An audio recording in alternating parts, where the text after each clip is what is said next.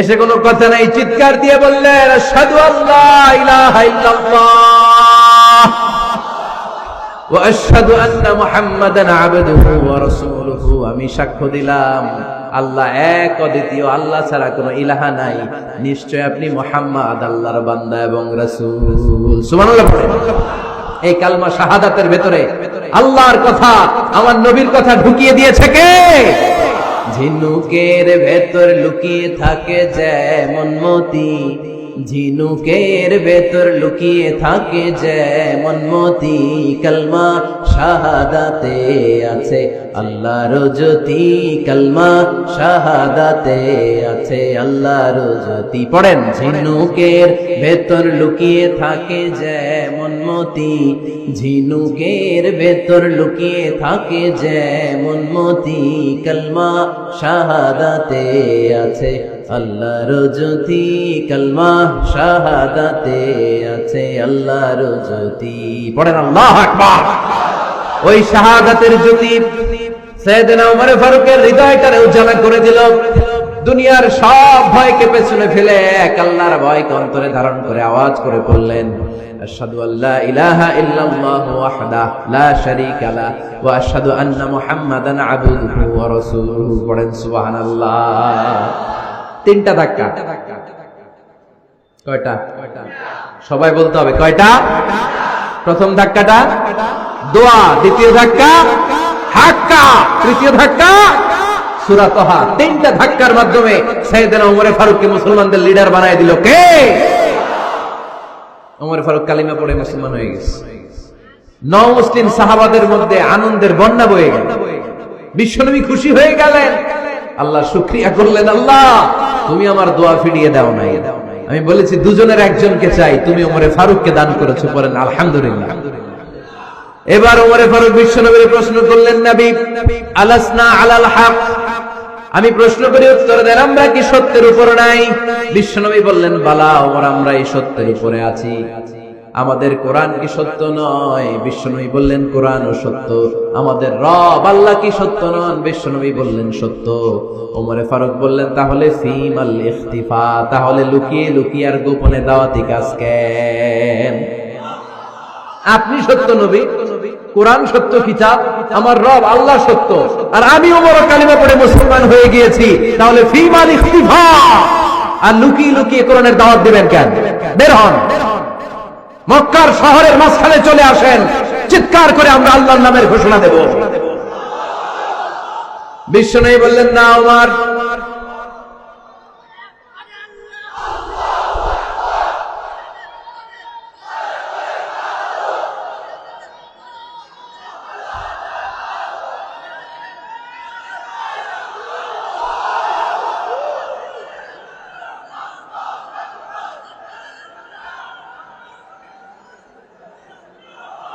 বিশ্বনবী ডেকে বললেন, না ওমর, এটা মাক্কি জীবন, ওমর এটা মাক্কি জীবন, এখানে দাওয়াতি কাজ করব লুকিয়ে লুকিয়ে, আস্তে আস্তে।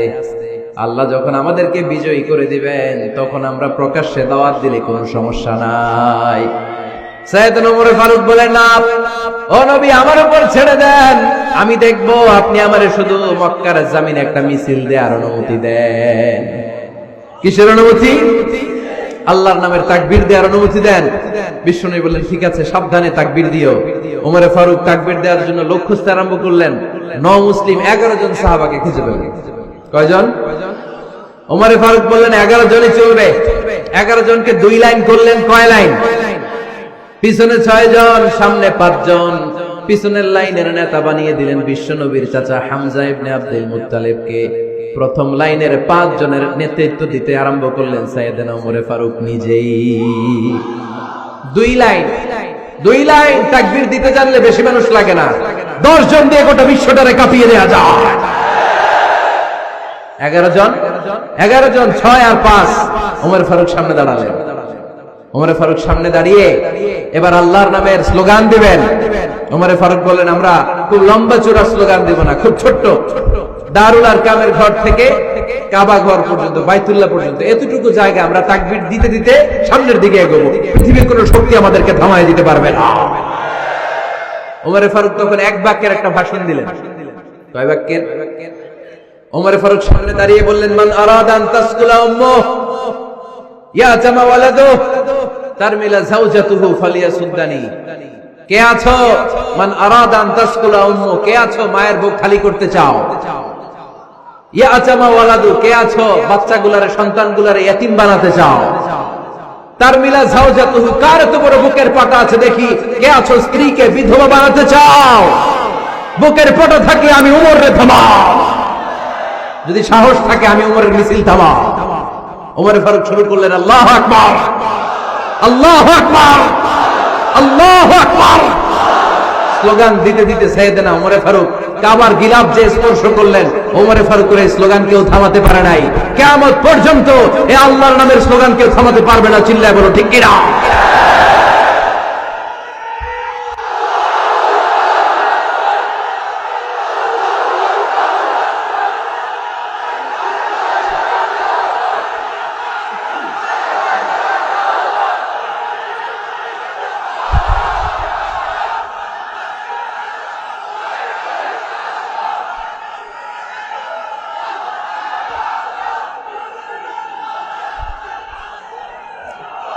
ওমর ফারুকের স্লোগান সেদিন মক্কায় কেউ থামাইতে পারছিল? আওয়াজ করে বলতে পারছিল? এখনো আল্লাহর নামের স্লোগান কেউ থামাই দিতে পারবে? কিয়ামত পর্যন্ত আমার রবের স্লোগান কেউ থামাতে পারবে? পারবে না। ওমর ফারুক স্লোগান দিলেন, আবু জাহেল, উতবা, শাইবা, ওয়ালিদ ইবনে মুগীরা আল্লাহু আকবার ধ্বনি শুনে বাইরে আসছে। কিরে এত বড় স্লোগান, আমাদের কাছ থেকে পারমিশন নেয় নাই, অনুমতি নেয় নাই। অনুমতি নেওয়া ছাড়াই স্লোগান শুরু। বের হয়ে দেখে মিছিলের সামনে ওমর। ওমর ফারুককে দেখে আবু জাহেল দিছে এক দৌড়, উতবা দিছে আরেক দৌড়, সাইবা দিছে বহু দৌড়। সুবহানাল্লাহ পড়বেন না? এজন্য ওমর বেশি লাগে না, ওমর লাগে একজন। চিল্লায় বলতে হবে, ওমর ফারুক লাগে কয়জন? একজন। ওমরই গোটা বিশ্বের চেহারা পাল্টে দিতে সক্ষম। চিল্লায় বলেন ঠিক কিনা? গোটা বিশ্বে মুসলমানদের আছে করুণ অবস্থা। আমাদের কোনো সেন্ট্রাল লিডারশিপ নাই। আমাদের মুসলিম দেশগুলোর এক করে রাখবে, ভাইয়ের ভাইয়ের মতো রাখবে, আমাদের স্বার্থ নিয়ে কথা বলবে, এরকম নেতা আমাদের নাই। ঠিক কিনা? আমরা সেই ওমর ফারুকের অপেক্ষায়, আমরা সেই ইমাম আল মাহাদির অপেক্ষায়, যার একটা হুঙ্কারে আর আহ্বানে গোটা বিশ্বের সব মুসলমান এক প্ল্যাটফর্মে চলে আসবে। ওইরকম নেতা একজন লাগবে। কয়জন? গোটা মুসলিম উম্মাহকে একত্রিত করার জন্য একজন ওমরে যথেষ্ট। ঠিক কিনা?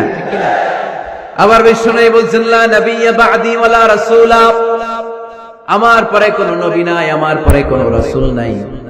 তবে লাউ কানা বা'দি নাবিয়্যুন লাকানা উমর, আমি নবীর পরে যদি নবী হওয়ার যোগ্যতা কারো থাকে, আমার ওমরের মধ্যে সেই যোগ্যতা আল্লাহ দিয়েছে।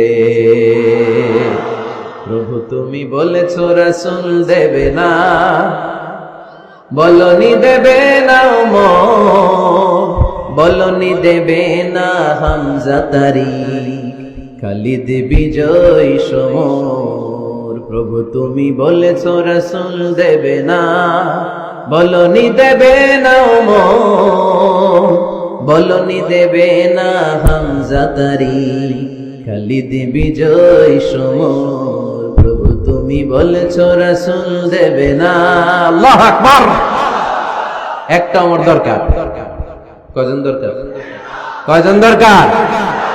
এই পুরা উম্মাহ, মুসলিম উম্মার মধ্যে ওনার পজিশন নাম্বার 3। ওমর ফারুকের পজিশন নাম্বার 1 নাম্বার পজিশন বিশ্বনবী সাল্লাল্লাহু আলাইহি ওয়াসাল্লাম। দ্বিতীয় পজিশন আবু বকর। আর 3 নাম্বার পজিশন, সুবহানাল্লাহ পড়বেন না? আশরাতুল মুবাশশিরিনা বিল জান্নাহ, জান্নাতের সুসংবাদ প্রাপ্ত অনেক সাহাবার কথা হাদিসে পাওয়া যায়, কিন্তু এক হাদিসে আল্লাহ রাসূল সাল্লাল্লাহু আলাইহি ওয়াসাল্লাম 10 জন সাহাবীর কথা বলেছেন। ওই 10 জনের ভেতরে সাইয়েদনা ওমর ফারুক আছে না নাই? আবার ওমর ফারুক ছিলেন বিশ্বনবীর শ্বশুর। সাইয়েদনা ওমর ফারুকের কন্যা হাফসা রাদিয়াল্লাহু তাআলা আনহাকে বিশ্বনবী বিয়ে করে ওমর ফারুকের জামাই হয়েছে, আর ওমর ফারুককে বিশ্বনবী শ্বশুর বানিয়েছে। সুবহানাল্লাহ পড়েন। আগে জানতেন এটা? ওমর ফারুক রাদিয়াল্লাহু তাআলা আনহু যে বিশ্বনবীর শ্বশুর ছিল, এটা আজকে প্রথম জানলেন। কে কে দেখি? দেখছেন? অনেকেই জানেন। মাশাআল্লাহ, হাত নামান, আমরা জেনে নিব, জানতে কোনো সমস্যা নাই। বাঁচতে হলে জানতে হবে। বাঁচতে হলে কি করতে হবে? জানতে হবে চারজন খলিফার দুইজন হচ্ছে বিশ্বনবীর মেয়ের জামাই, বাকি দুইজন হচ্ছে বিশ্বনবীর শ্বশুর। সাইয়েদনা উসমান রাদিয়াল্লাহু তাআলা আনহুর কাছে বিষ্ণু নবী সাল্লাল্লাহু আলাইহি ওয়াসাল্লাম দুই কন্যাকে বিয়ে দিয়েছেন। বিষ্ণু নবী সাল্লাল্লাহু আলাইহি ওয়াসাল্লামের মোট কন্যা চারজন। কয়জন? বড় মেয়ের নাম যায়েনব রাদিয়াল্লাহু তাআলা আনহা, ওনার স্বামীর নাম ছিল আবুল আস ইবনে রাবি'। তারপরের মেয়ের নাম হচ্ছে উম্মে কুলসুম, ওনাকে বিয়ে দিয়েছিলেন বিশ্বনবী সাইয়েদনা ওসমান রাদিয়াল্লাহু তাআলা আনহুর সাথে। উম্মে কুলসুম রাদিয়াল্লাহু তাআলা আনহার ইন্তেকালের পরে আরেক মেয়ে রুকাইয়াকে বিশ্বনবী সাইয়েদনা ওসমানের কাছে আবার বিয়ে দিয়ে দিলেন। সুবহানাল্লাহ পড়েন। আর সবচেয়ে ছোট্ট কন্যা ফাতেমা রাদিয়াল্লাহু তাআলা আনহাকে বিয়ে দিয়ে দিলেন নিজের চাচাতো ভাই সাইয়েদনা আলী রাদিয়াল্লাহু তাআলা আনহুর সাথে। তার মানে সাইয়েদনা ওসমান আর সাইয়েদনা আলী ছিল বিশ্বনবীর মেয়ের জামাই, ঠিক কিনা? আর সাইয়েদনা আবু বকর রাদিয়াল্লাহু তাআলা আনহুর কন্যা আয়েশা রাদিয়াল্লাহু তাআলা আনহাকে বিশ্বনবী বিয়ে করে আবু বকর রাদিয়াল্লাহু তাআলা আনহুকে বানালেন শ্বশুর। আর ওমরে ফারুকের কন্যা হাফসা রাদিয়াল্লাহু তাআলা আনহাকে বিয়ে করে ওমরে ফারুককেও বানালেন শ্বশুর। তাহলে চার খলিফার দুইজন জামাই, দুইজন। আওয়াজ করে বলতে হবে, চার খলিফার দুইজন, বাকি দুইজন। ওমরে ফারুক রাদিয়াল্লাহু তাআলা আনহুকে আল্লাহ তাআলা জ্ঞানও দিয়েছেন, আবার প্রজ্ঞাও দিয়েছেন। জ্ঞান আর আল্লাহর ভয়, তাকওয়া। আমার প্রিয় ভাইরা, রামগঞ্জের ভাইরা, তাই না? রামগঞ্জের ভাইরা, কোন ব্যক্তিকে যদি আল্লাহ তাআলা জ্ঞান দেয়, আবার যদি তাকওয়ার গুণ দেয়, জ্ঞানও আছে আবার আল্লাহর ভয়ও আছে, এই লোকের কেউ থামায় রাখতে পারে না। এরা কেউ থামায় রাখতে পারে না, সে গোটা বিশ্ব জয় করবে। সাইয়েদনা ওমরে ফারুককে আল্লাহ তাআলা জ্ঞানও দিয়েছেন, আবার তাকওয়াও দিয়েছেন। সুবহানাল্লাহ পড়েন। বিশ্বনবী সাল্লাল্লাহু আলাইহি ওয়াসাল্লাম স্বপ্ন দেখলেন, বিশ্বনবী দুধ খাচ্ছেন, আঙ্গুলের ভেতর দিয়ে ফাঁক দিয়ে দুধ বের হয়, বিশ্বনবী দুধ খাচ্ছেন। খেতে খেতে একটু দুধ আঙ্গুলে লেগে আছে, এই আঙ্গুলটা কারো মুখে না দিয়ে বিশ্বনবী সাল্লাল্লাহু আলাইহি ওয়াসাল্লাম ওমরে ফারুকের মুখের ভিতরে ঢুকায় দিলেন। অতিরিক্ত দুধটা ওমরে ফারুক খেলেন। সাহাবারা বললেন, মাযা ওয়ালতা বিহি ইয়া রাসূলুল্লাহ, হে আল্লাহর রাসূল, এই স্বপ্ন দিয়ে কি বুঝালেন? বুঝলাম না। বিষ্ণু সাল্লাল্লাহু আলাইহি ওয়াসাল্লাম বললেন, আউয়ালতু বিহি আল ইলম, এটা দিয়ে আমি জ্ঞান বুঝিয়েছি, কারণ অতিরিক্ত দুধের অংশটা আমি কাউরে না দিয়ে ওমরকে দিয়েছি, তার মানে ওমরের জ্ঞানের কোনো তুলনা হয় না। এজন্য স্বপ্নে যদি কেউ দেখেন আপনি দুধ পান করছেন, এটা প্রমাণ করে আল্লাহ তাআলা আপনাকে দ্বীনের জ্ঞান দান করবেন।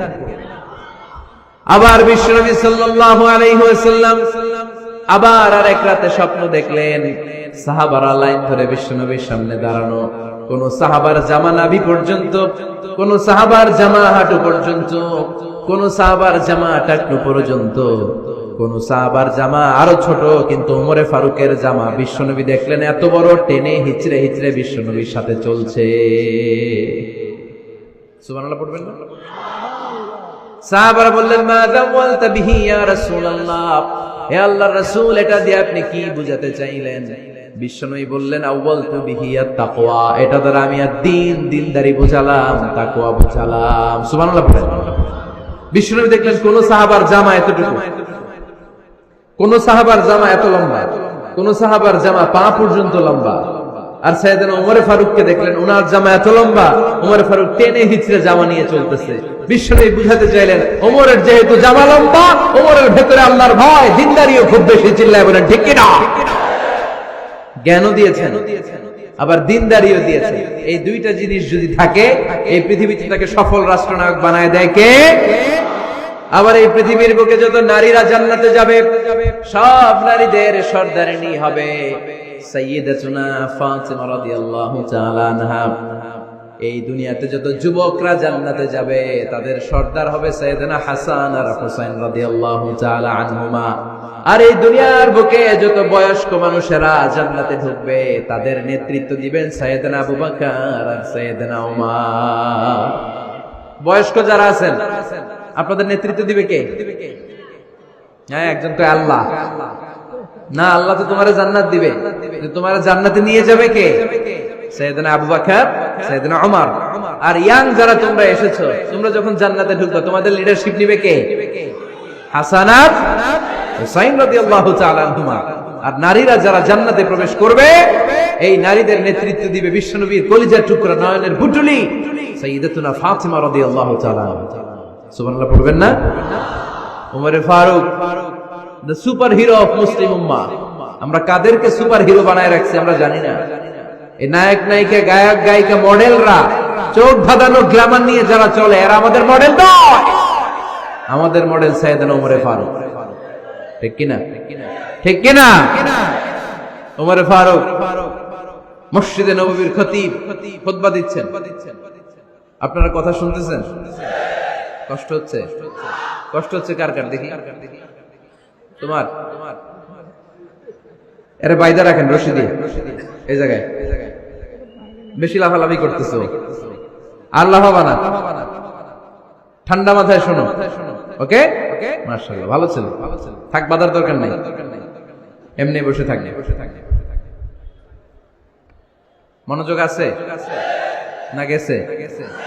আছে? আচ্ছা, আরো কয়েক মিনিট শুনবেন না? আচ্ছা। ওমরে ফারুক রাদিয়াল্লাহু তাআলা আনহু জুমার খুতবা দিচ্ছেন। ওঠা বসা করলে আমি আলোচনা বন্ধ করে দেব। নো ওয়ে, নো ওয়ে, কেউ উঠতে পারবে না। সময় দিয়েছিলাম 1 মিনিট। যার উঠে যেতে মনে চায়, সকাল থেকে বসে আছেন, ওয়াশরুমে যাবেন, যান, সময় দিলাম। এরপরে উঠা বসা কেন আবার? একজন উঠতে পারবে না। এদেরকে টাইনে নামান তো, বসান, টান দেন, জামা ধরে টান দেন। হ্যাঁ টানেন, হ্যাঁ ঠিক আছে, আরো জোরে বসান, টাইনে বসান। হ্যাঁ ঠিক আছে, এদেরকে টান দেন, এদের বসান, এগুলো জামা ধরেন, জামা ধরেন, ধরেন, চাদর ধরেন। হ্যাঁ ঠিক আছে, এই দাঁড়াইছে, ঘেরে বসেন, বস। এবার এদিকে তাকান। ওমর ফারুক জুমার খুতবা দিচ্ছেন। কিসের খুতবা? খুতবার মাঝখানে হঠাৎ চিৎকার মেরে বললেন, ইয়া সারিয়াত ইবনে জানিমিল জাবাল, মিল জাবাল, ইয়া সারিয়াত ইবনে জানিমিল জাবাল। মানে এই সারিয়া, এইদিকে না, জাবাল, পাহাড়ের দিকে, জাবাল, জাবাল, গো টু দা মাউন্টেন, পাহাড়ের দিকে যাও। এই কথা বলে আবার থেমে খুতবা দেওয়া শুরু করলেন। সাহাবারা আগা মাথা কিছুই খুঁজে পেল না।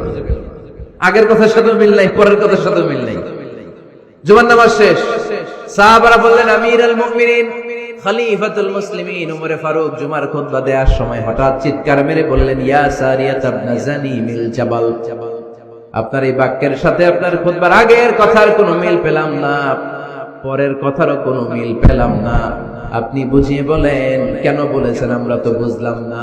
সাইয়েদনা ওমরে ফারুক বলেন, আমি যখন জুমার খুতবা দিচ্ছি, হঠাৎ আমার চোখের মধ্যে ভেসে উঠলো ওই যে গত কয়েক মাস আগে আমি আমার মুসলিম সেনাপতিকে ইরানে, পারস্যে, ওই ইরানের বিশাল রাজ্যে যুদ্ধের জন্য পাঠিয়েছি। আমি দেখলাম যুদ্ধের একটা ভয়ঙ্কর মুহূর্তে আমার মুসলিম সেনাপতি ভুল দিকে চলতে আরম্ভ করেছে। বাম দিকে তার পাহাড়, ডান দিকে উপত্যকা। ডান দিকে যদি সে চলে যায়, উপত্যকায় চলে যায়, শত্রু বাহিনীর হাতে ধরা খেয়ে সব মারা যাবে। আর আমার সেনাপতি যদি মুসলিম বাহিনীকে নিয়ে পাহাড়ের উপর উঠে যায়, আল্লাহর মেহেরবানিতে এই যুদ্ধেও তারা জয়লাভ করবে। এজন্য আমি মসজিদের মিম্বারে দাঁড়িয়ে রব্বুল আলামিন আমার চোখের সামনে ওই যুদ্ধক্ষেত্রের দৃশ্যপটটা তুলে ধরেছে। ওইটা দেখে আমি এখানে দাঁড়িয়ে আমার সেনাপতিকে কমান্ড দিয়েছি। পড়েন সুবহানাল্লাহ। যেন তোর মানুষ না এটা। জুমার মিম্বারে দাঁড়িয়ে 1000 কিলোমিটার দূর পারস্যে কি হচ্ছে সেটাও দেখতে পেতেন আল্লাহর মেহেরবানিতে। সুবহানাল্লাহ পড়েন। সাহাবারা বিশ্বাস করে নিলেন, কিন্তু মুনাফিক টাইপের যেগুলো, এগুলো বলে এটা আবার কেমন কথা? উনি আছেন মদিনার মিম্বারের মধ্যে দাঁড়িয়ে, হাজার হাজার কিলোমিটার দূরে কি হচ্ছে উনি দেখবেন কেমনে? এরা বিশ্বাস করলো না। সাহাবারা সবাই বিশ্বাস করলো, মুনাফিক গুলো বিশ্বাস করলো না। তারা মনে মনে ভাবলো, এই মুসলিম সেনাপতি বিজয়ের বেশে যেদিন মদিনায় আসবে, আমরা মদিনার উপকণ্ঠে দাঁড়িয়ে থাকবো, ওদেরকে জিজ্ঞেস করবো এমন এমন দিন ওমরে ফারুকের কণ্ঠের কোনো আওয়াজ শুনতে পেরেছিলে কিনা। বিজয়ী বেশে সাহাবারা যখন ফিরে আসতো, সব মুমিনরা আহলান ওয়া সাহলান জানাতে ওনাদেরকে রিসিভ করতে যেত, মুনাফিক গুলো যেত না। কিন্তু ওই দিন মুনাফিকরা সবার আগে যায় হাজির।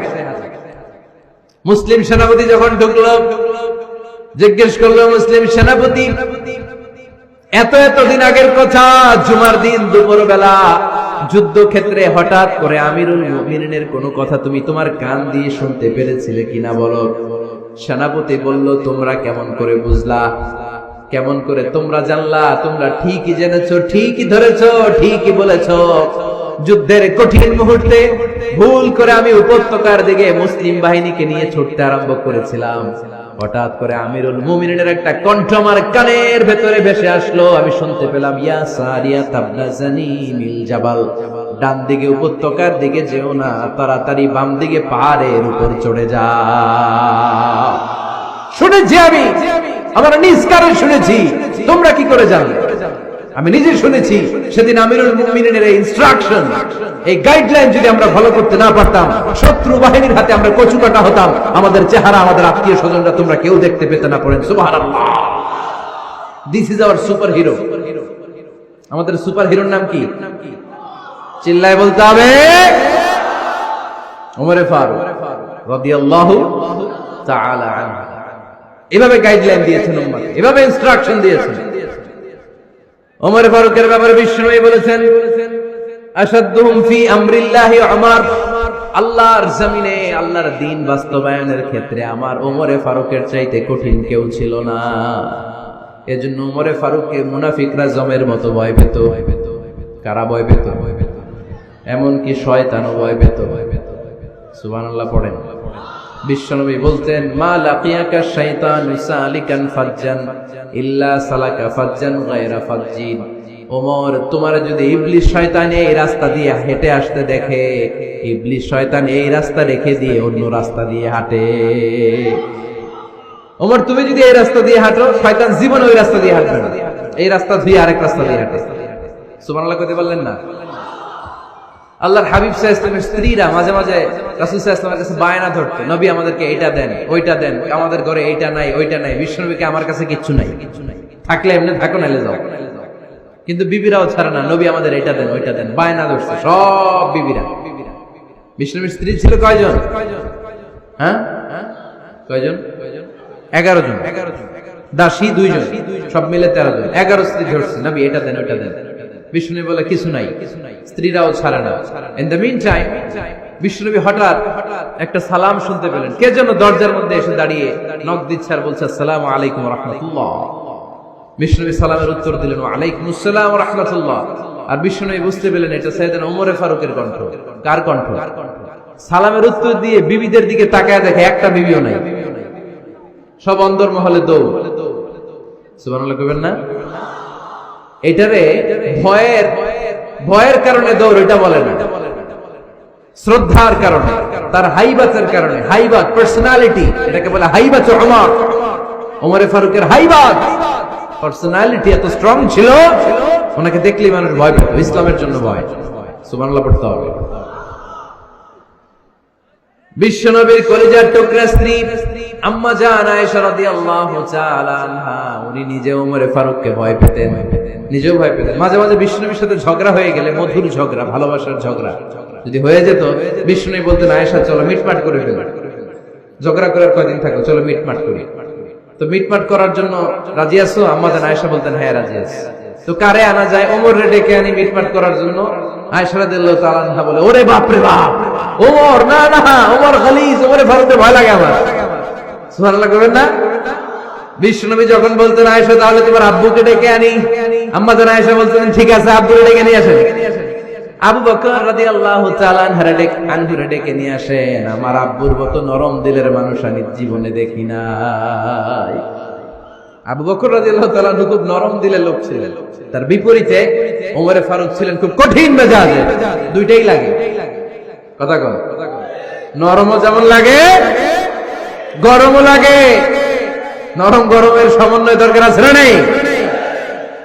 আর সুপার হিরো ওমর ফারুক রাদিয়াল্লাহু তাআলা আনহু। আমরা যাদের আমাদের ছোট্ট বাচ্চা আছে, ঘরে 2 বছর 3 বছরের শিশু আছেন আমাদের, রাতের বেলা দেখবেন খেতে চায় না, খালি মায়ের জ্বালায়। তো মা তখন বলে, এই খাও, নাইলে ভূত আসবে, ওই যে বিড়াল আসবে, বাঘ আসবে, ভাল্লুক আসবে, এগুলো বলে না? এগুলো বলে ভুলিয়ে বালিয়ে বাচ্চাকে ভয় দেখে খাওয়াতে চায়। লক্ষ্মীপুরে আপনারা কিসের ভয় দেখান? হ্যাঁ, ভূতের। কিসের? কিসের? বাঘের, কালা বিলাই, কালাসান, আচ্ছা, তো এই যে বাঘ আসবে, ভাল্লুক আসবে, এই তাড়াতাড়ি খাও, বাঘ আসবে, বাঘের কথা শুনলে বাচ্চারা খেয়ে ফেলছে ভয়ে।